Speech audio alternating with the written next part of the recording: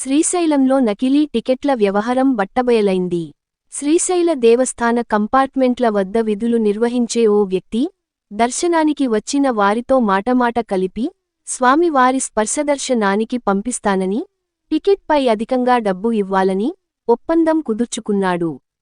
వారికి గత సంవత్సరం టికెట్లలో తేదీ, సమయం ఎడిటింగ్ చేసి టికెట్లు ఇచ్చాడు. ఇందుకుగాను ఒక టికెట్కు 900 వసూలు చేసినట్లు సమాచారం.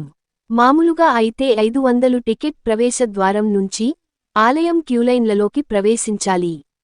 అయితే వీరిని ఉచిత దర్శనం క్యూలైన్ నుంచి ఆలయంలోకి తీసుకువెళ్లి అక్కడ వెయిట్ చేయించి స్పర్శదర్శన సమయంలో పంపించారు. మనోహరగుండం వద్ద టికెట్లు, ఆధార్ తనిఖీ చేస్తుండగా టికెట్టులో ఉన్న ఆధార్, వారు తీసుకువచ్చిన ఆధార్కు వ్యత్యాసం ఉంది.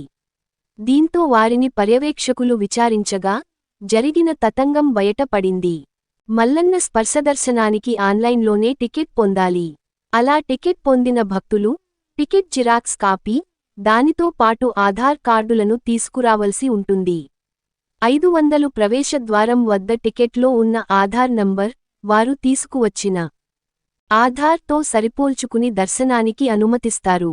టికెట్ స్కానింగ్ సెంటర్ వద్ద టికెట్లను స్కానింగ్ చేసి, అక్కడే టికెట్లపై స్కానింగ్ చేసిన వ్యక్తి సంతకం చేసి, దేవస్థానం స్టాంప్ వేస్తారు.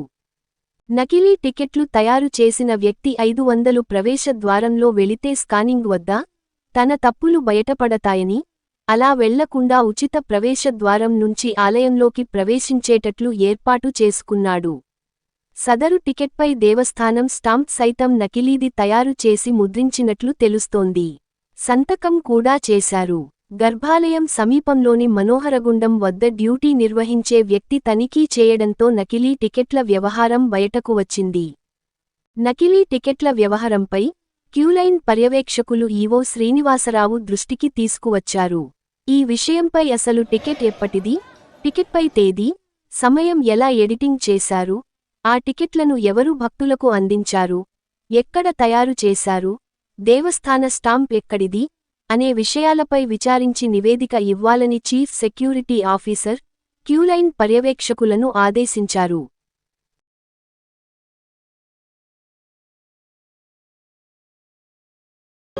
మీ N9 న్యూస్ యూట్యూబ్ ఛానల్లో please like, share and subscribe.